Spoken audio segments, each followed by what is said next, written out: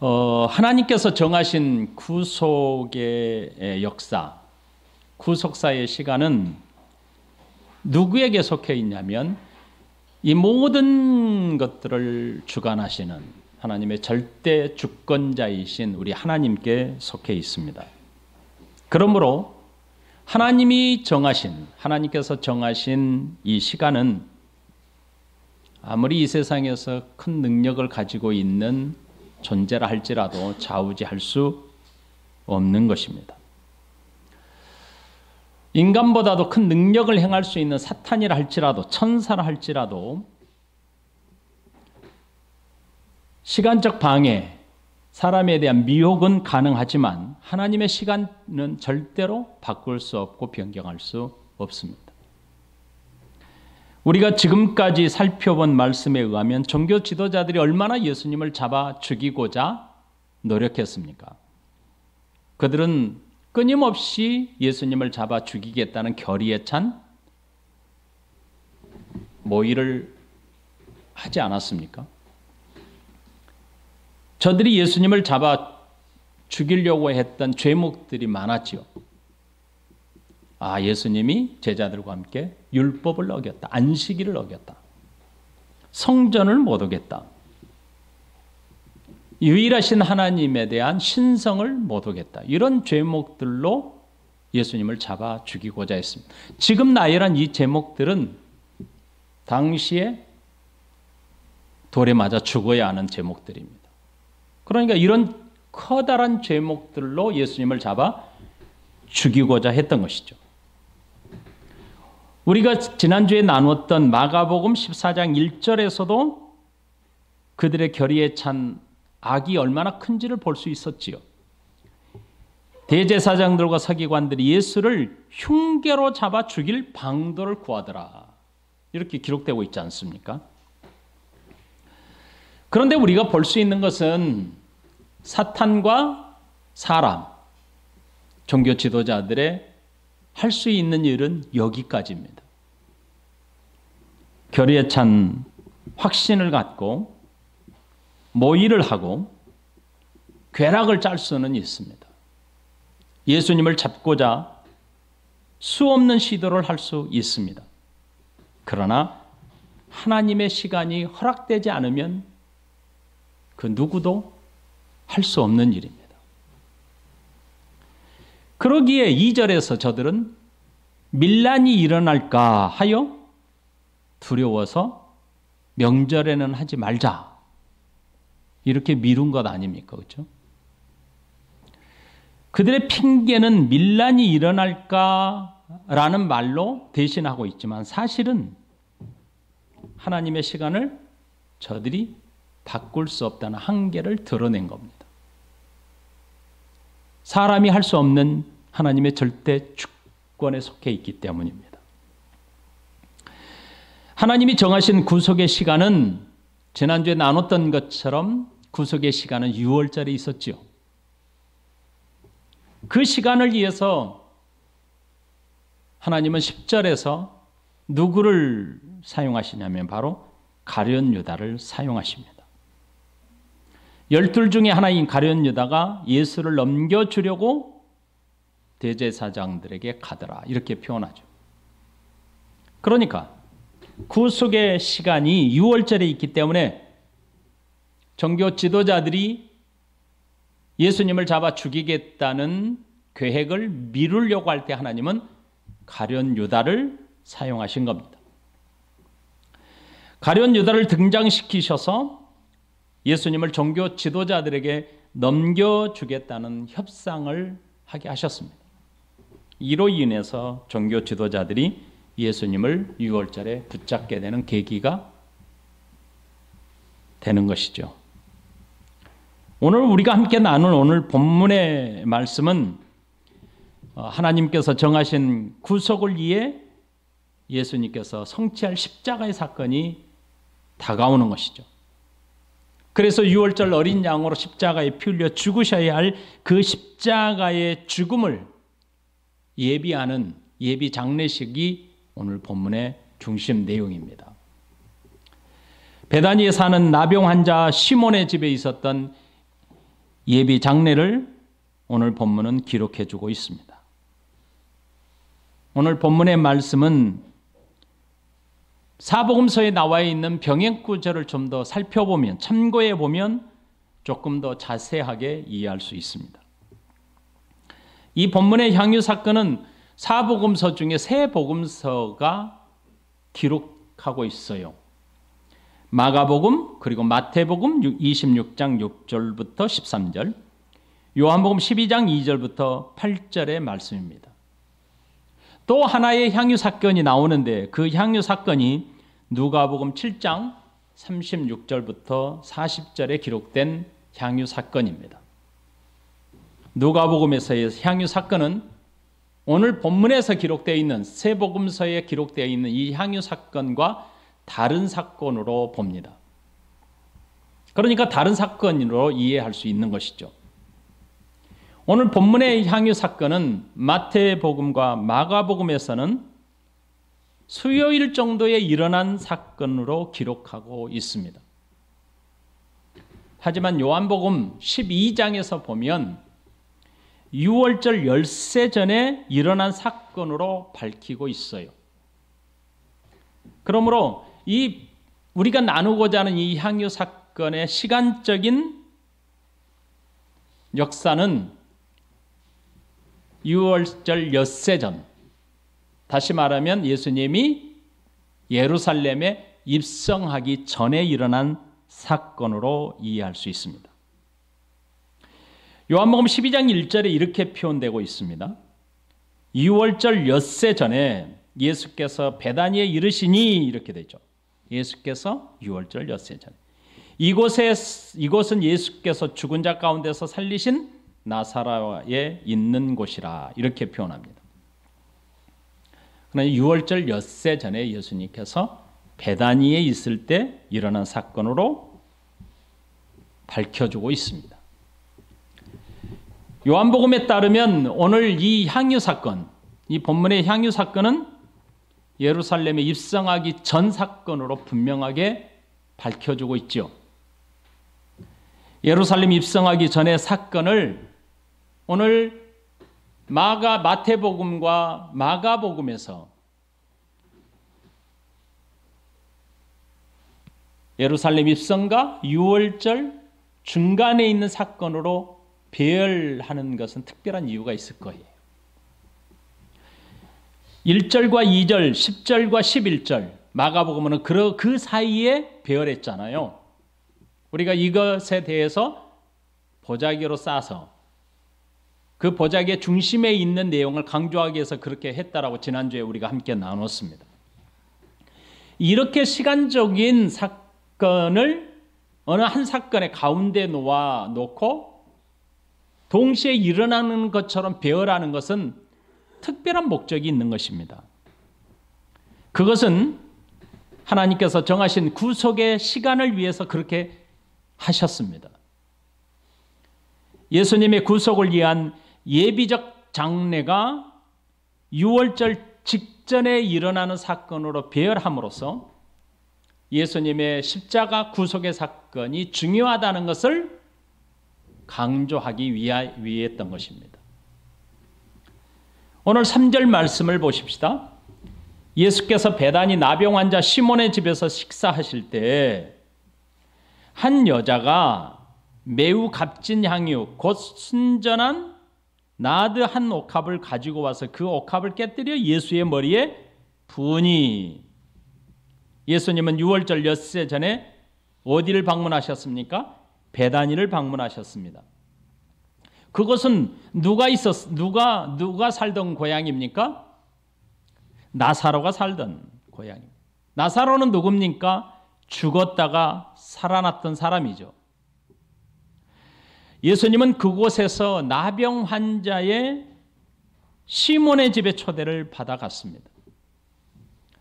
요한복음과 이렇게 견주어서 살펴보면 예수님은 시몬의 집에 초대를 받아 그의 집을 방문하였고, 그 집에 방문했던 그곳에는 시몬의 가족만 있었던 게 아니고 이웃의 여러 사람들이 예수님을 보기 위해서 찾아왔더라.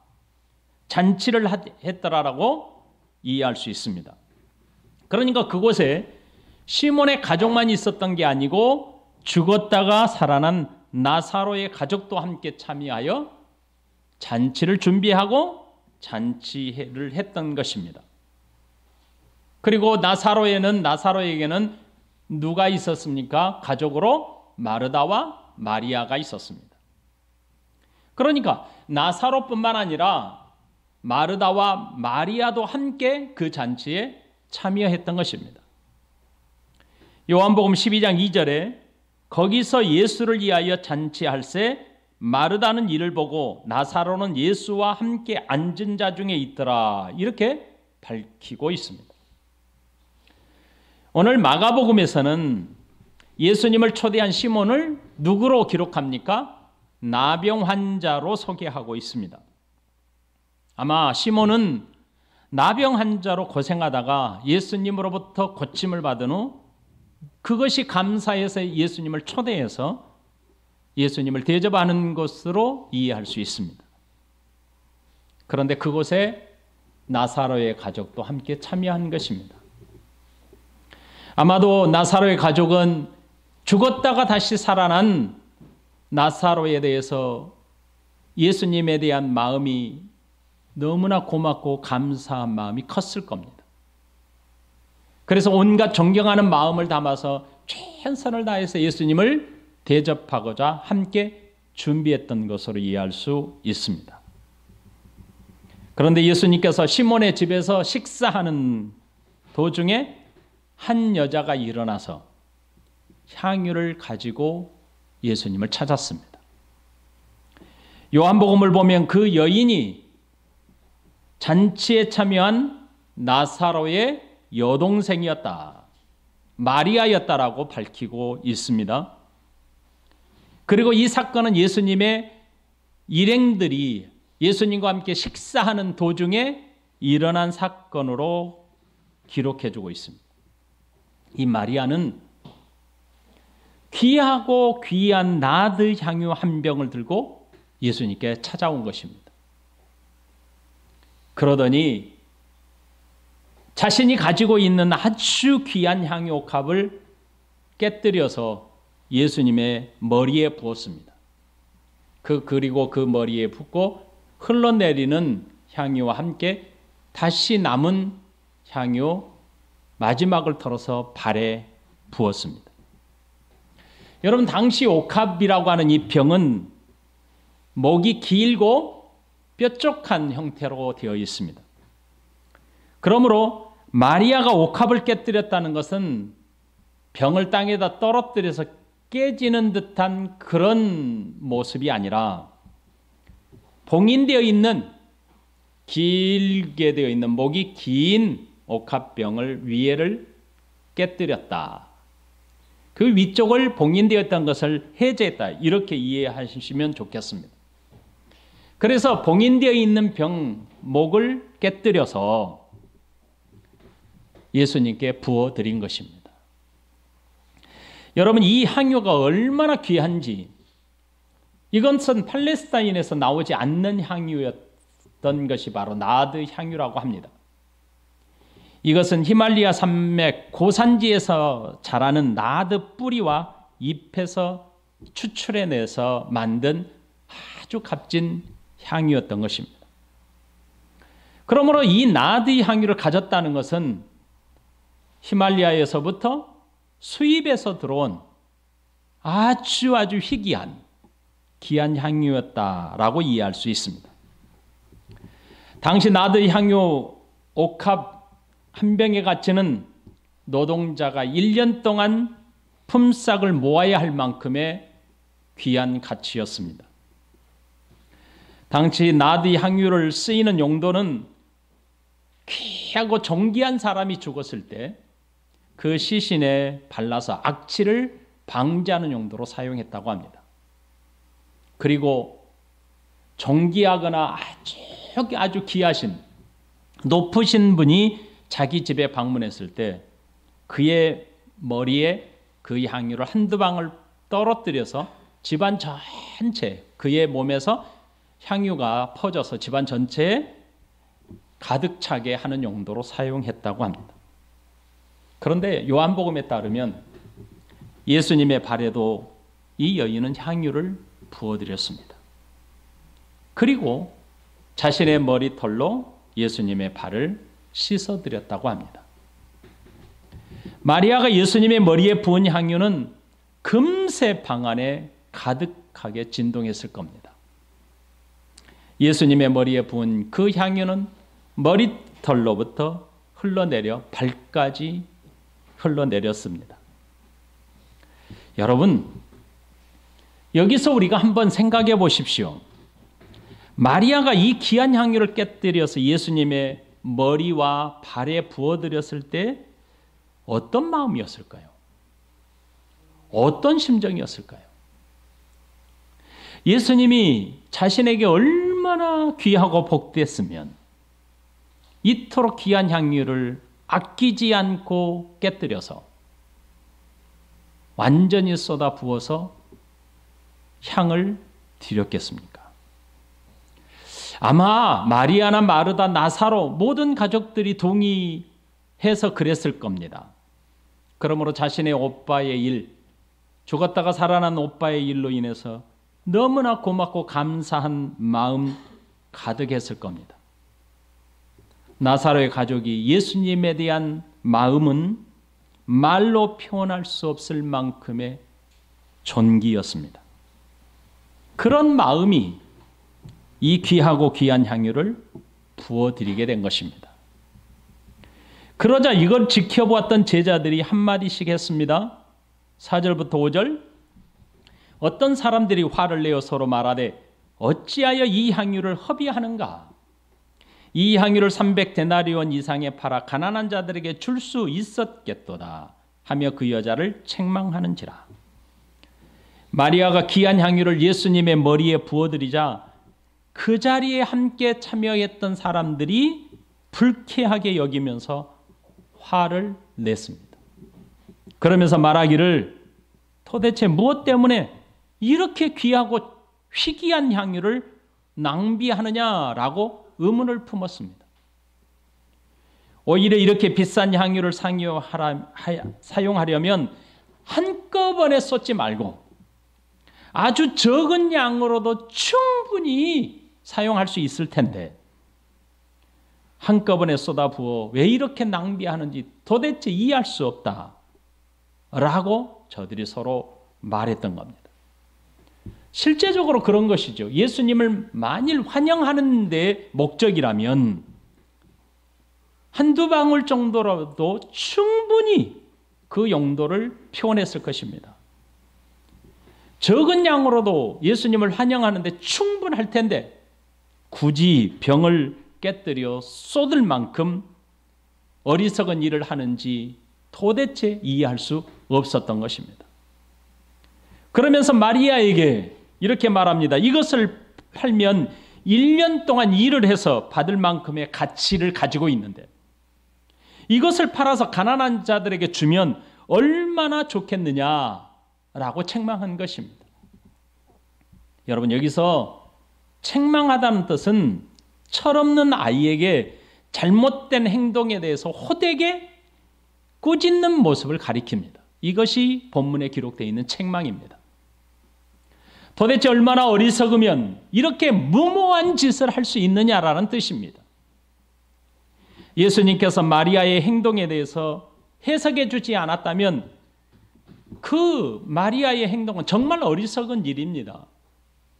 제가 보기에도 어리석을 것이고 여러분 보기에도 대단히 어리석은 행동 아닙니까? 예수님이 해석하지 않았다면 이 일은 정말 철없는 여인의 행동이 분명해 보여요. 이것이 당시에 참여했던 자들의 판단이었고 이성적인 판단 아닙니까? 우리가 할 수 있는 판단 아닙니까?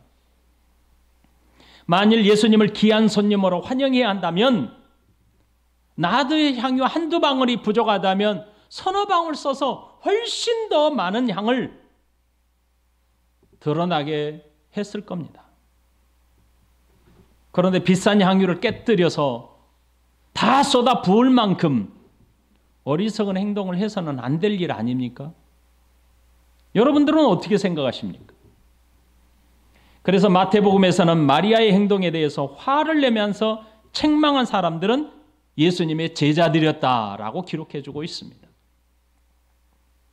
요한복음에 의하면 조금 더 구체적으로 그가 누구인지 밝히고 있는데, 화를 내는 제자들 사이에서 가룟 유다는 향유를 팔아 가난한 자들에게 줄 수 있었겠도다 말했다고 기록하고 있습니다. 이렇게 그가 말한 이유는 그가 가난한 자들을 생각해서가 아니었습니다. 그는 돈에 대한 탐심이 가득했다라고 기록하고 있습니다. 요한복음 6장 6절에 보면 이렇게 말합니다. 이렇게 말하면 가난한 자들을 생각함이 아니요 저는 도적이라 돈꾀를 맞고 거기 넣는 것을 훔쳐가미러라 이렇게 말합니다. 자, 여러분 잘 들으십시오. 여기서 저와 여러분들이 이 대목에서 이 지점에서 반드시 기억하고 또 기억하고 마음에 새겨야 할 핵심적인 말씀이 있습니다. 우리는 여인의 행동을 이성적으로 생각할 때 대단히 어리석어 보입니다. 당시에 있던 모든 사람들이 다 바보들이 아닙니다. 죄가 있었더라도 예수님을 환영하는 일이라면 그렇게 허비하면 안 되는 일입니다. 그런데 탐심이 문제였습니다. 여러분, 탐심이 가치를 무가치하게 바꿔버린다는 사실을 아십니까? 사람의 욕심은 가치 있는 일을 무가치하게 만들어버립니다. 돈에 대한 탐심은 예수님에 대한 귀한 마음과 존경과 감사의 마음을 가치 없이 만들어버립니다. 탐심은 여인의 행한 귀한 마음까지도 낭비로 생각하도록 만들어버렸습니다. 저들을 분노케 했습니다. 탐심이 복된 가치를 무가치하게 만들어버린 겁니다. 마리아는 최고의 존경과 감사의 마음으로 예수님께 향유를 부어드렸습니다. 하지만 탐심에 가득한 유다와 그와 함께 동조한 제자들은 아무 유익이 없는 쓰레기로 만들어버린 겁니다. 신앙과 세상의 탐욕은 이토록 다른 것입니다. 사랑하는 여러분, 우리가 이 세상에 살면서 하나님에 대한 신앙은 우리 주변에 있는 사람이 하나님을 섬길 때의 모습이 존경과 최고의 가치로 드렸을 때 그 속에 우리의 탐심이 들어가지 않도록 하셔야 합니다. 그것이 내 육신적인 탐욕이든 내 이성적인 탐욕이든 탐욕으로 보면 무가치해 보입니다. 탐욕으로 바라보면 쓰레기처럼 보입니다. 그의 행동을 도저히 이해할 수 없게 만듭니다. 제자들이 그랬습니다. 이런 사람들에게 예수님은 이렇게 말씀하셨습니다. 6절로 8절. 예수께서 이르시되 가만두라. 너희가 어찌하여 그를 괴롭게 하느냐. 그가 내게 좋은 일을 하였느니라. 가난한 자들은 항상 너희와 함께 있으니 아무 때라도 원하는 대로 도울 수 있거니와 나는 너희와 항상 함께 있지 아니하리라. 그는 힘을 다하여 내 몸에 향유를 부어 내 장례를 미리 준비하였느니라. 제자들의 분노와 이 여인을 향한 책망에 대해서 예수님은 이렇게 말씀하십니다. 이 여인을 가만두어라. 왜 그를 괴롭히느냐라는 겁니다. 그녀는 내게 아주 좋은 일을 했느니라. 예수님은 마리아의 행동에 대해 좋은 일로 정의하셨습니다. 여기서 좋은 일이라는 것은 가치 있는 일이라는 뜻입니다. 좋은 일로 쓰인 단어가 아름다운, 탁월한, 뛰어난, 값비싼, 유용한, 적합한, 추천할 만한, 칭찬할 만한 일이라는 다양한 해석으로 해석이 가능한 단어입니다. 그러면 오늘 본문에서 예수님께서 하신 말씀의 전후 문맥을 살펴볼 때 저는 아주 비싼 가치 있는 일로 해석하는 것이 좋겠다고 여겨집니다. 그 이유는 제자들이 이 향유의 가치를 300데나리온 이상으로 매겼습니다. 그리고 저들은 말하기를 왜 이렇게 비싸고 좋은 가치 있는 일을 왜 쓸모없이 낭비하느냐라고 화를 내고 책망했기 때문에 첫 번째 이유가 그것이고, 두 번째로는 예수님은 이 여인의 행위에 대해서 좋은 것으로 평가하셨습니다. 그리고 내버려 두라고 하셨습니다. 그러므로 예수님의 이 좋은 일은 가장 가치 있는 일로 말씀하셨다, 이렇게 해석함이 좋겠습니다. 예수님은 제자들에게 여인의 행위는 예수님을 위해서 가장 가치 있는 일을 했다고 평가하셨습니다. 그러면서 가난한 자들은 항상 제자들 곁에 있기에 언제든지 돕는 일을 할 수 있지만 예수님은 항상 함께 있지 아니하리라, 이렇게 말씀하십니다. 이상하지 않습니까? 예수님이 항상 함께 있지 않다고요? 그러므로 말씀을 잘 해석해야 합니다. 항상 함께 있지 아니하리라, 이 뜻은 예수님께서 십자가에 죽게 될 것을 말씀하신 겁니다. 요한복음 16장에서 예수님은 구속을 위해서 십자가에서 죽으실 것과 부활하실 것에 대해서 말씀하시면서 제자들에게 이렇게 말씀하십니다. 16절, 조금 있으면 너희가 나를 보지 못하겠고 또 조금 있으면 나를 보리라 하시니. 그러므로 예수님은 여인의 행위를 구속의 사건, 예수님이 십자가에 피 흘려 죽으실 그 구속의 사건과 연관지어서 말씀하신 겁니다. 여인의 행위는 예수님의 구속을 위한 예비적 성격으로 분명하게 말씀하셨습니다. 마리아는 그래서 그는 힘을 다하여 내 몸에 향유를 부어 내 장례를 미리 준비하였느니라 라고 예수님이 말씀하신 겁니다. 여러분, 여기서 놀라운 것은 또 힘을 다하여 라고 하는 뜻은 자신이 할 수 있는 것을 다해 라는 의미입니다.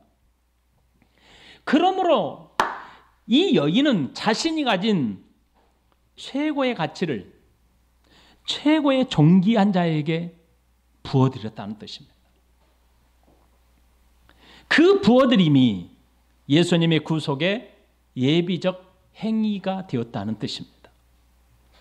이런 의미에서 여인의 행위는 세상에서 가장 가치 있는 일을 위해서 자신이 가진 최고의 가치를 헌신한 겁니다.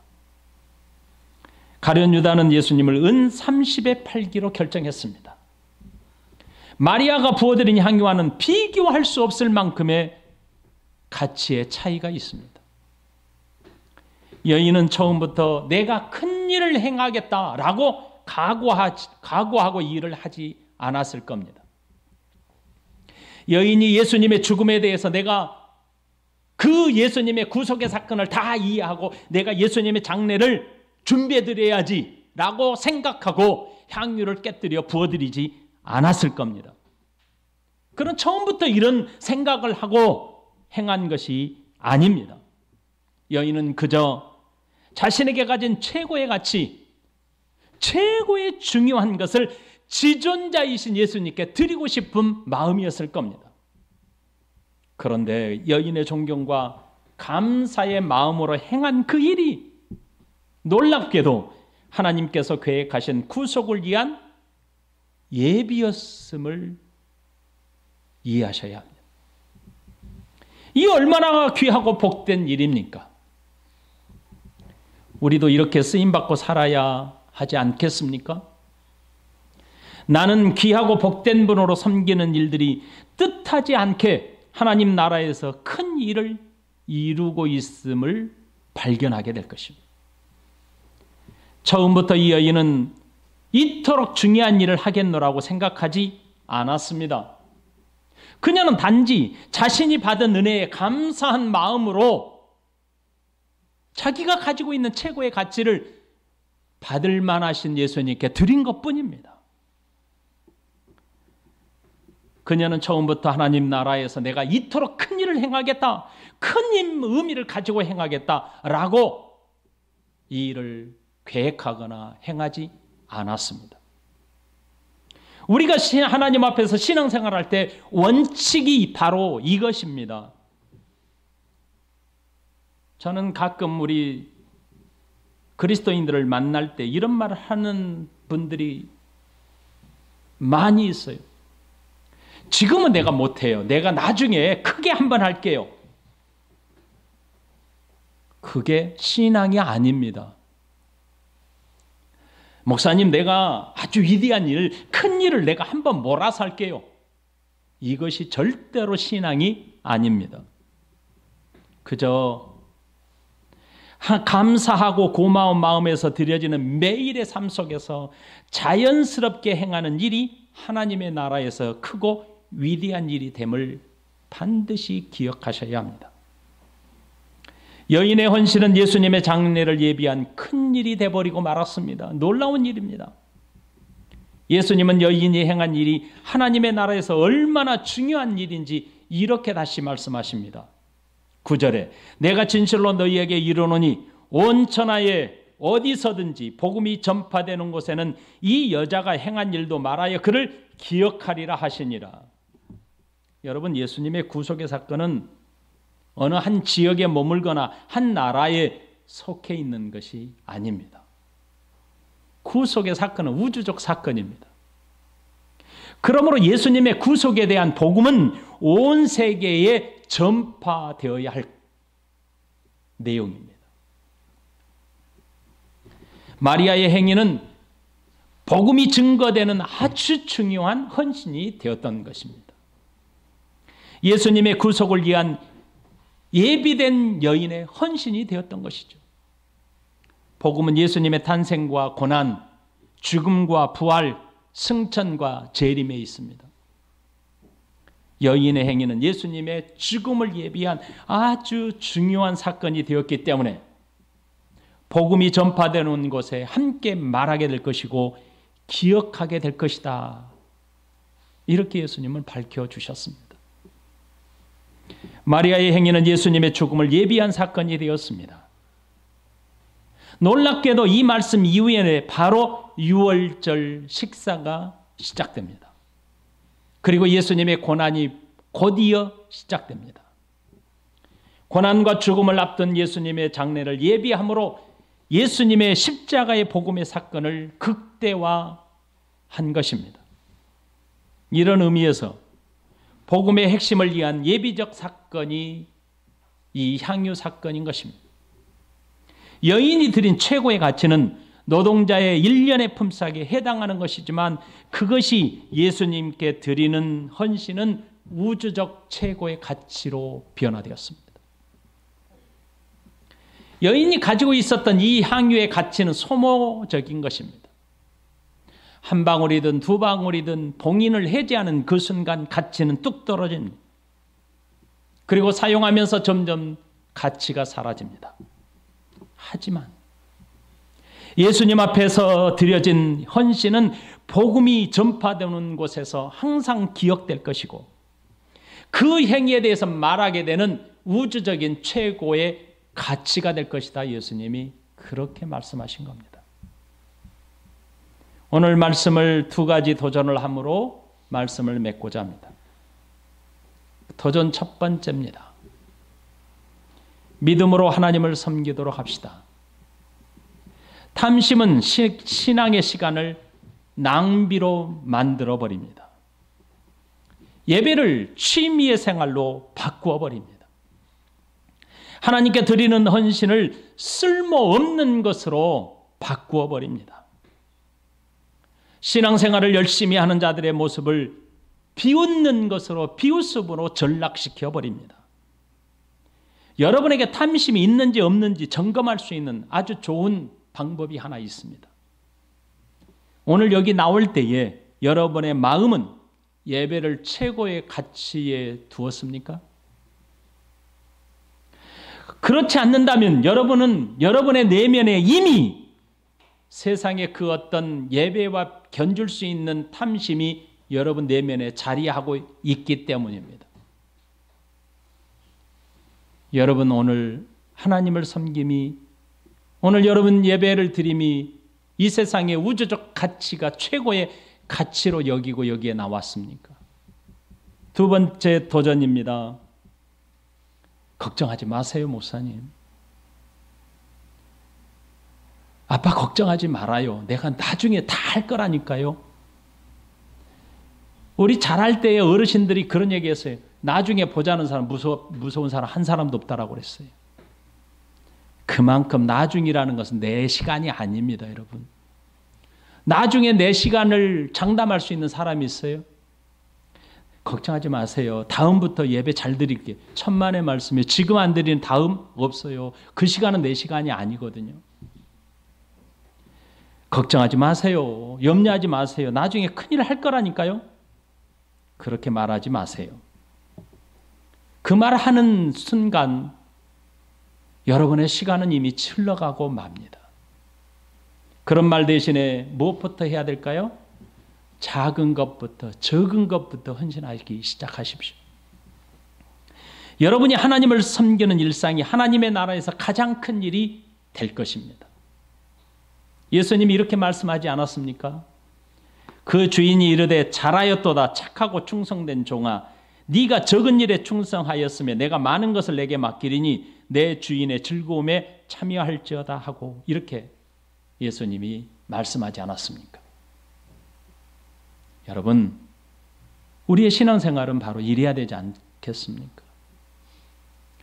누군가 여러분에게 신앙에 대한 걱정을 하면서 여러분에게 권면이나 충고나 교훈을 할 때, 걱정하지 마요. 다음부터 하면 되잖아요. 이렇게 말하지 마시고,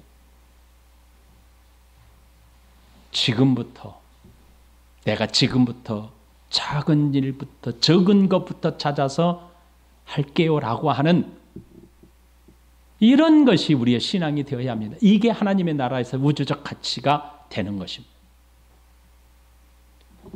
두 가지를 여러분들의 마음속에 새기셨으면 좋겠습니다.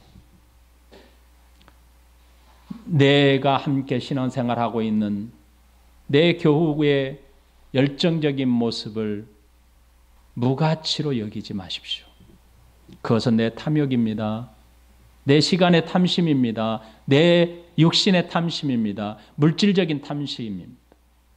이 탐심은 하나님께 드리는 헌신을 무가치하고 쓰레기로 만들어 버리는 겁니다.